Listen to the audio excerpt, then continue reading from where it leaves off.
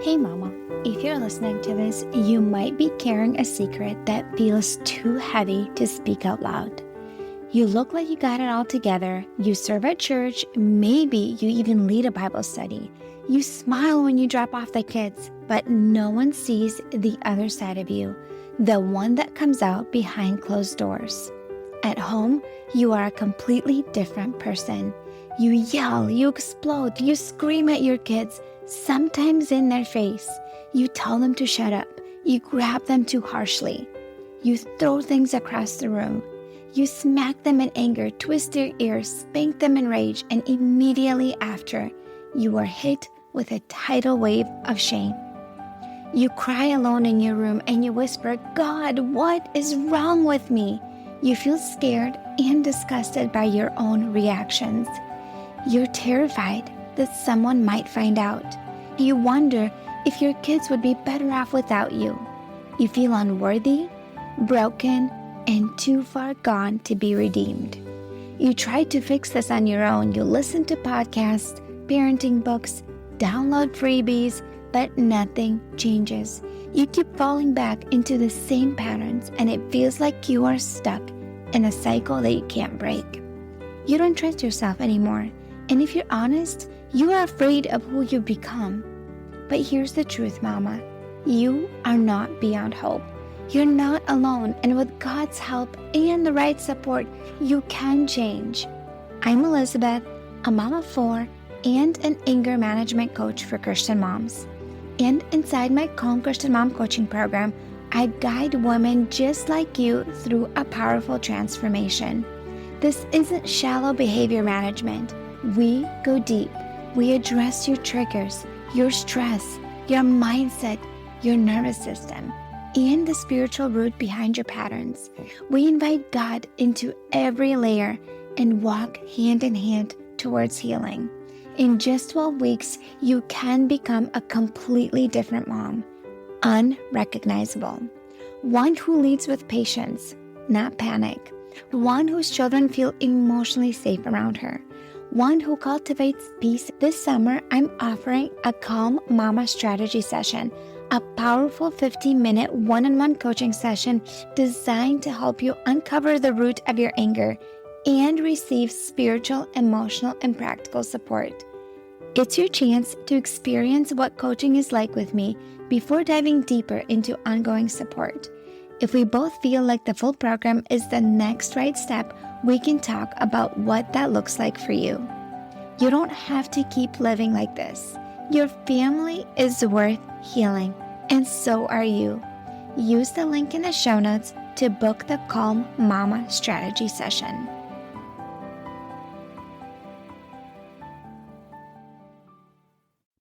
If you like to know behind the scenes of my life, this episode is exactly it. So every month I do a monthly review, and a big chunk of you really like to listen to these episodes. So apparently I'm going to keep making them for now.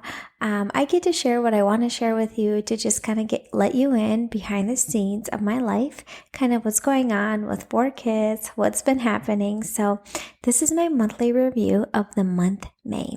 So I live in Florida. If you don't know this, we live in North Florida, Northeast Florida, about 45 minutes away from the beach. And I had this thought this month. I'm like, why don't I go to the beach more? Like, for real, why don't I go to the beach more? Because I keep telling myself I have to go with all the kids. But the truth is, I have a toddler with me all day long. Why don't I just go to the beach just with her?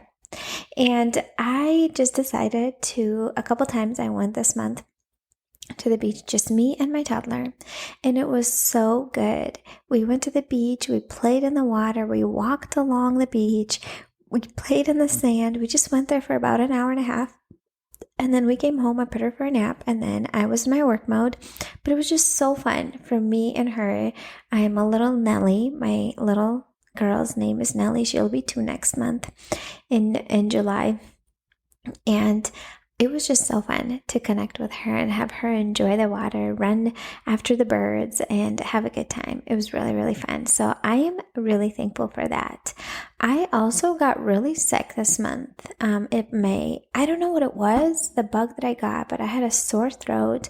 I had aches. I had cough. I had a runny nose. I just was like, for a week, just not myself. There were a few days that I was just like completely out. I was in survival mode, barely doing anything. My husband really had to like step in, take care of the kids, do the things. There was an evening I just like went to bed at 7:30. I said, I can't handle it.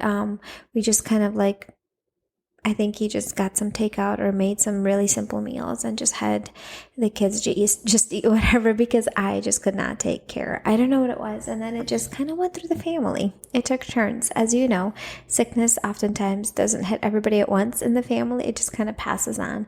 And then my husband later on got it. So that was not fun. Okay.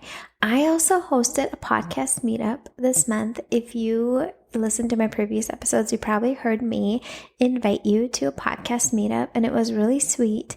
I had a couple women that actually showed up, and I got to learn a little bit more about them and connect with them. We did a fun game where we asked like different questions and get to learn a little bit more about each other, and it was really, really fun. I had a really great time, and I plan on doing that maybe at the end of the summer, and I would love for you to come and join because I thought it was super fun to just get to know you better and find out what you want me to do for you, like what content you want me to make for you. How can I serve you better? So that was super fun. It was also Mother's Day. This past May, as you know, my kids made me breakfast and brought it in bed.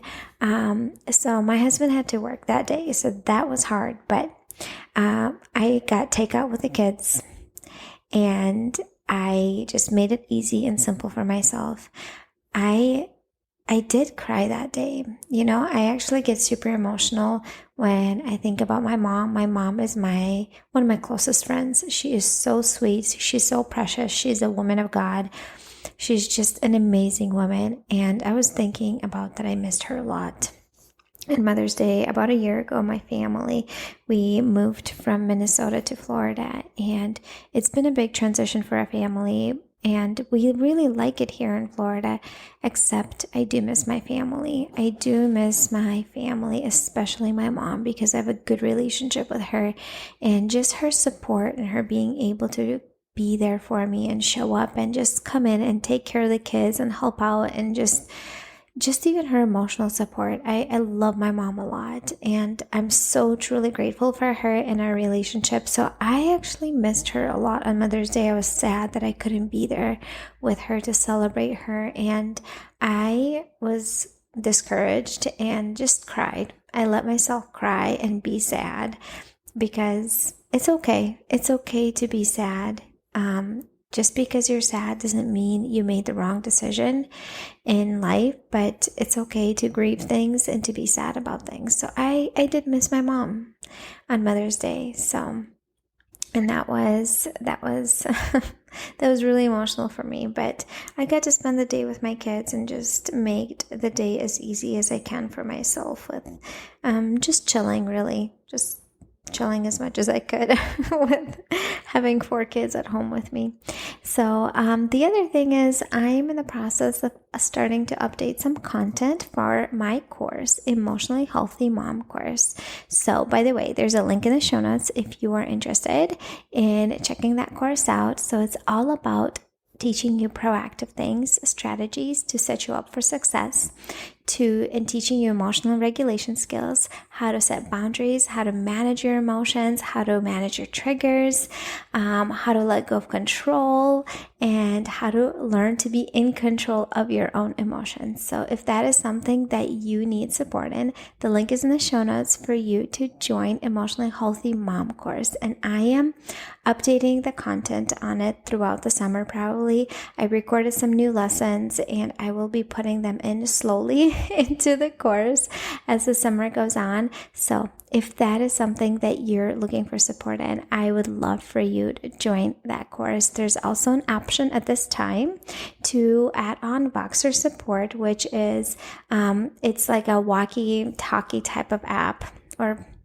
voice messaging app where you get to ask me questions and I keep you accountable that you're going through the course and implementing what you're learning.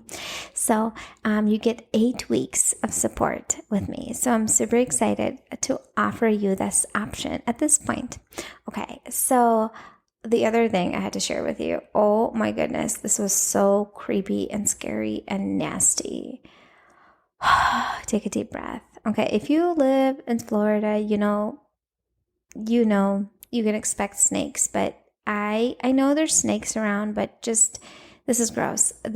So halfway through the month, I was trying to run an errand and I opened the garage door and my van is on the driveway and there's a big long snake right in front of my van on the driveway.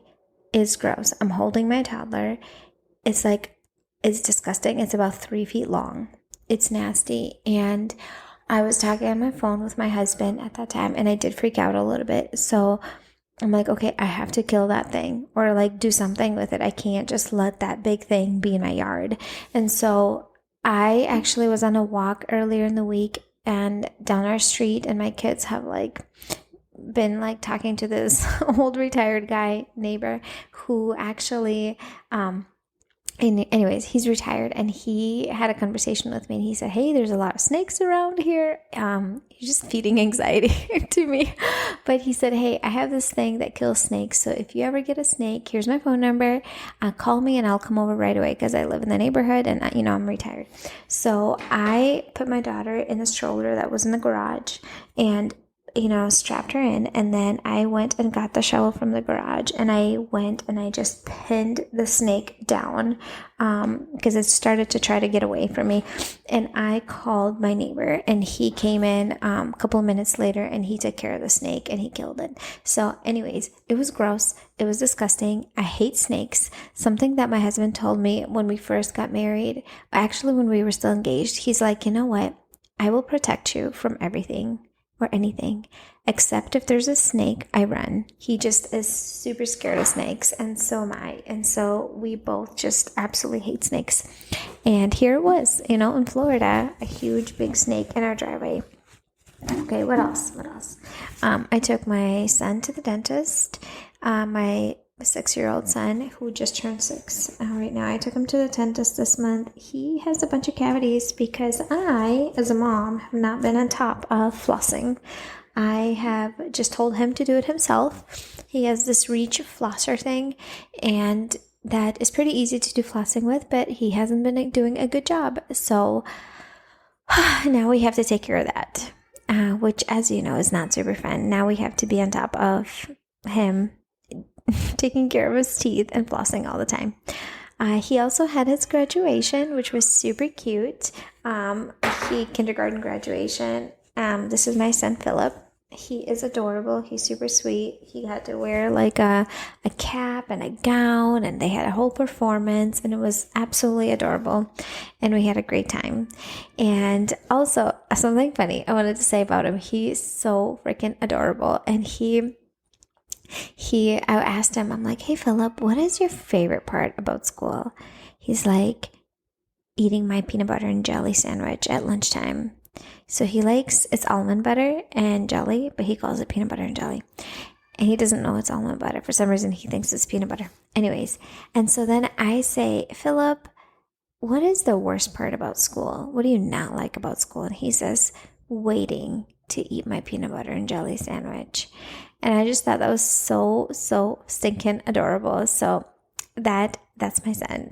He's 6-year-old Philip. And I actually, yes, the other day, when it was his birthday, I have a journal for each and one of my kids that I started a few years back. About probably 4 years ago is when I started.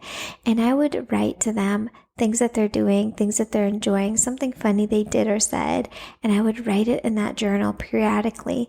And I wrote in his journal about his birthday and all the things, and then I went back and I was rereading some of the things from 4 years back, and it was so sweet, and it made me tear up because I just get emotional when things like that. I was just like crying my eyes out, reading things that I journaled to him 4 years back. Some funny words that he was saying when he was 2, and just phrases that he would say, and just things that he was doing as a toddler, things that he enjoyed doing when he was 2, because he's obviously like so different now when he's 6. So I would encourage you to do that. And when I journal in for my kids, usually in my morning alone time, when I get up before my family in the morning, I do journaling for myself, but some days I skip for my own journaling and I will journal for my kids. And I think that would be such a fun thing for you to do with your kids, for your children, and then later on give them that journal when they're all grown up and out of the house. Because I just think it's so adorable, because so many things we just forget as life goes on. Because I would reread that journal and all the things that he would say or do, and I'm like, man, I don't remember that. Just vaguely a few things. I don't remember any of the details. So looking back to the journal, it was just like sweet. And it doesn't have to be long. It can be like 5 minutes. And it's just the basic journal that I got at TJ Maxx or something like that. And yeah, just do that. Do that for your kids. I would encourage you. I think it would be a fun memory for them.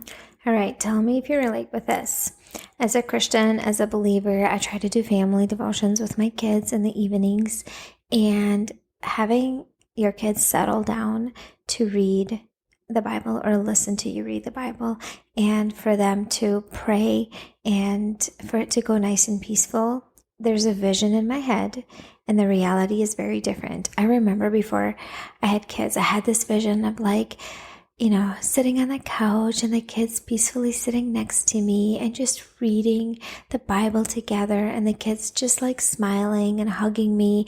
And maybe that happens sometimes, but the reality is the kids are arguing who's going to sit next to me, who's going to lay in my lap, and whose back I'm going to rub.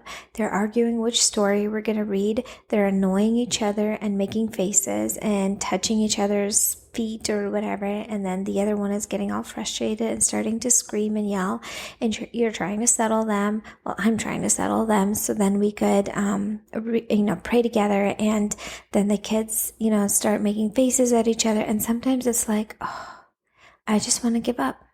I literally just want to give up sometimes, because it's so darn hard to get these kids to cooperate. And I'm like, I'm trying to do this spiritual thing with you guys, to like read and pray and connect with you guys, and you guys are making it so hard. And that's a negative mindset. I caught myself. It's a negative mindset.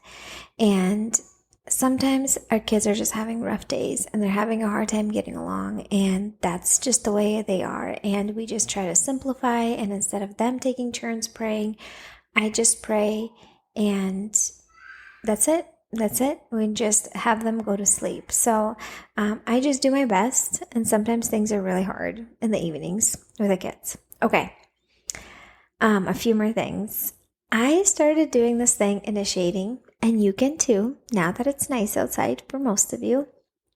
So we live in Florida, it's nice most of the year, but I started initiating this thing, going on walks, on family walks after dinner. So sometimes my husband has to work, or sometimes he was like not feeling well this past month. Sometimes he's, has a Bible study or something to attend, so he's not around, but we will eat dinner, and usually I leave the kitchen a mess, and we will all go for a walk in our neighborhood at 6:30 p.m. as a family most days. And I absolutely love it. Yes, sometimes the kids argue and fight. Sometimes they ride the longboards. Sometimes they ride the roller skates or the bicycles or scooters. And sometimes it's chaotic and crazy. But at the same time, I know that we're making memories. They are walking, they're moving their bodies, they're processing emotions. Sometimes they share what's been going on at school. Sometimes they just toss a football back and forth with my husband as they're going on a walk, and it's such a sweet time for us to spend together. And I am truly, truly grateful for this opportunity, because I know that there are many families that are not able to do that. You can probably hear my little one in the background, and I'm just about done here, so I'm going to keep going. She is going to wait a few more minutes before I get her. Okay, and so my son Philip, he turned 6 this month, and it was Memorial Day, and my husband had the day off, and I decided that we were going to go to the ocean and spend time together there. And then Philip wanted to go to Chick-fil-A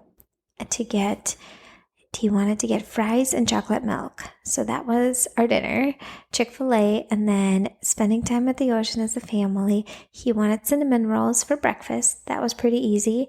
And then he wanted a chocolate cake with a 6 and fire on top of it. So that's what we got.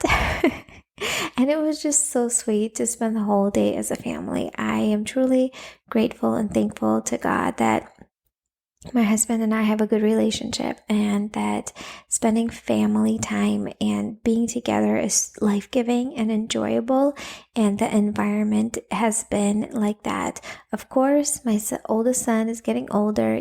He's having lots of attitude, that preteen stage. He's speaking in a disrespectful tone. We're working on it. And my, other kiddos get into arguments and stuff like that. And it's just part of life. But I am just so thankful that we're able to spend time together. I wanted to give you my update on bloating because last month I talked about how I'm struggling with bloating, and I started to do some research and listen to some podcasts and just learning more stuff about it. So it sounds like dairy and gluten are big ones that cause bloating. So I cut those things out of my diet for the most part, and my bloating is better. It's not like all the way gone, and I think it takes a while for it to leave your system, but I still definitely get it. I'm still trying to figure out if it's other things, but it's been significantly less when I took out the gluten and the dairy, which really sucks in a sense. I know it's better not to eat those foods to begin with, but it just really sucks because my whole family still eats that, and it's like I have to make different foods for myself than I have to make for my kids and my husband, because changing their diet would be extremely stressful right now and so hard. I mean, I can shift a little bit, but not very much, because it's just hard. As you know, if you ever had to shift diet, unless it's a really big thing that you have to do because somebody really has food allergies and it's super hard and super bad. But if it's just a sensitivity and it's just causing bloating, it's just hard. It's hard to make those changes. I feel like I'm missing out on some good foods. I feel like I'm kind of grieving some of the old foods. I sometimes will sneak a little bit of it because I just feel it's so hard. Come on, melted cheese. It's really hard to give up. Some good pizza, really hard to give up.